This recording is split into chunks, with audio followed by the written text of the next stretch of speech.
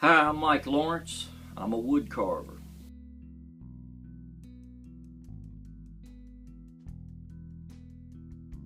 I have been carving since I was just a small child, I guess you'd say, probably about 7 years old. I was born in a small city in West Virginia by the name of Bluefield. And the little town I was raised up in is called Rock, R-O-C-K, Rock, West Virginia. There's a nice little pretty river that flows through there called Bluestone. Spent a lot of time in that river. I got my first pocket knife from my granddad. I believe it was a Christmas present. And I must have been, like I said, about 7 years old. And I carried that pocket knife everywhere I went, carried it to school like most boys did in those days. Most all the boys in my school carried a pocket knife. And I can remember carving my initials in the tree, you know, Mike Lawrence or Mike. And if I had a girlfriend, I'd say Mike, Ann, whoever, and put a little heart around it, you know, carve it in the tree. But that's not really carving, what I would call carving. The first thing I guess I really, what you would say, carved was in the playground behind our school. It was just a dirt playground, probably about an acre. No jungle gym or swings or anything like that. You just went out and played ball, put some rocks on the ground for a ball diamond or whatever. But in the hillside, in that playground, there was a soft stone. You could dig in the dirt just a little bit and dig up these little rocks, and it was called shale. That's what we called it. And it was a soft, grayish colored stone. And it was soft enough that I could take my pocket knife and carve shapes like a heart or a little cross or maybe the shape of a little bear or something. And you could carve your initials in it with a knife and take the point of the knife and drill a little hole in it, put a string in it, wear it around your neck for a necklace or use it for a keychain or whatever. So, you know, I just kind of whittled around like that for several years and joined the Cub Scouts, and, you know, we carved in the Cub Scouts and then Boy Scouts. I remember I got a merit badge for wood carving in Boy Scouts. Carving is important to me. I guess for one reason is I'm being productive when I do that. My mind's working. I'm actually taking something that has no value at all, and I'm producing something that I can go out, like for example in the backyard in my firewood pile out there, and pick up an old piece of wood, or walk out in the woods and pick up a piece of wood that's absolutely worth nothing, and bring it down here and get out my tools and turn it into something that somebody would actually maybe pay some money for. When I was about 14 years old, my dad, he was a beekeeper as a hobby. So he had a lot of beehive material around. He built his own beehives. So he had a lot of pine wood around.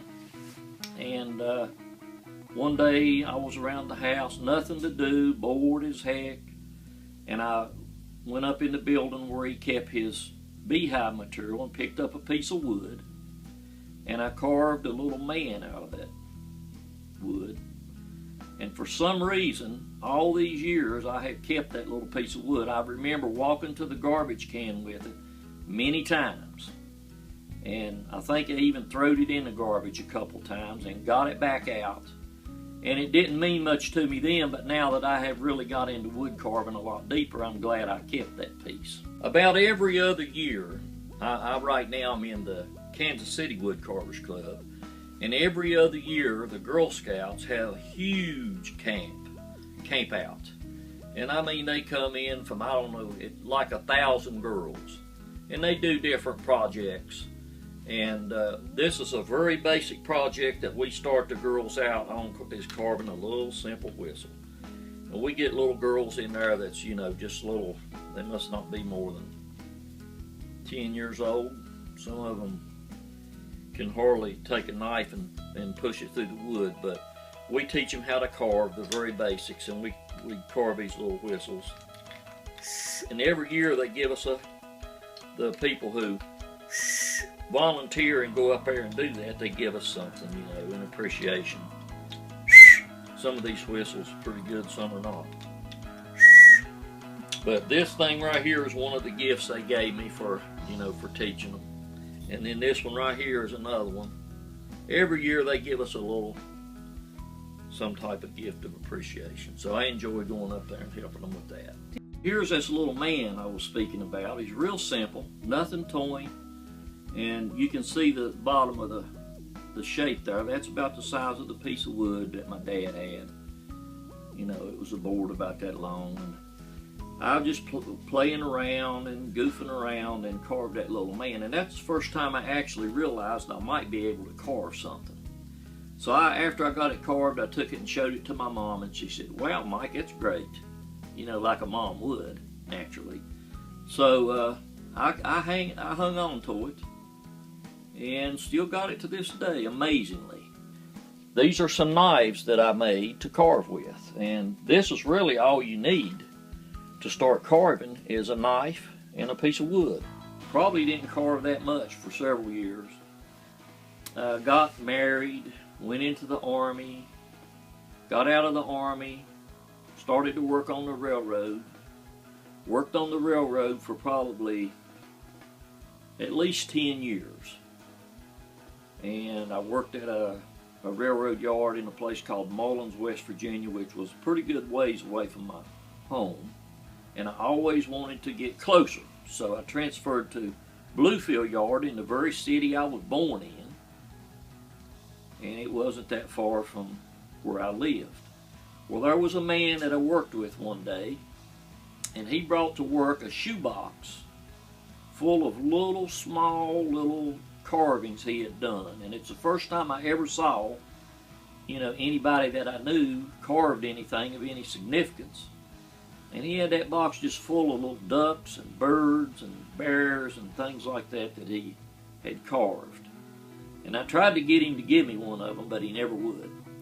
So time went on, and I decided that I started seeing decoy ducks in people's homes and stores, and they were pretty expensive. They were like $300 or $400. Some of them were, you know, pretty decorative. And I wanted one of those, and I decided that I couldn't afford to buy one.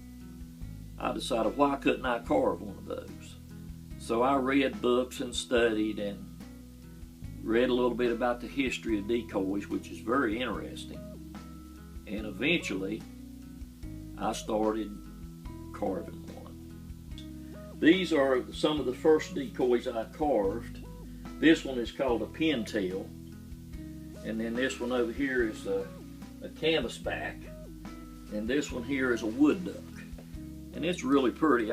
This is one of the first. All these three here I carved at about the same time, and I've got 1994 on the bottom of that one. Eventually I joined the woodcarving club, and it was called Mountain Heritage Woodcarvers Guild, and it was in Bluefield, Virginia. Eventually I became the president of that Woodcarvers Guild and helped a couple of pretty good sized wood carving shows where people came in from several states all around and brought their carvings. But that's how I got interested in something other than decoys.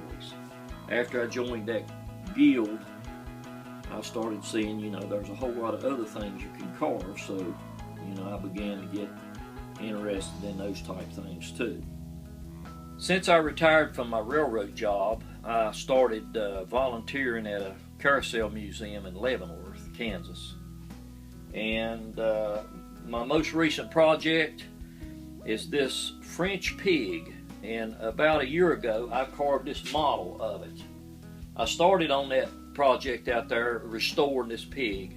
The pig was originally carved in around 1850. Started the restoration in 2011 and actually just finished today. But I entered this scale model in the competition, Carousel Figures, at the Kansas City Woodcarvers Club show last year, and you can see it won first place. So I was pretty proud of that. Wood carving, I would call it a folk art, and it's one of those arts that you know, it just kind of needs to be passed on and carried on through the generations. Seems like young people today are not very interested in it, and in the wood carving club that I belong to, most of the people in there are I'm probably one of the youngest ones, and I'm not a youngster, so you know, very few young people are interested in anything like this. I guess they would prefer to play their computer games.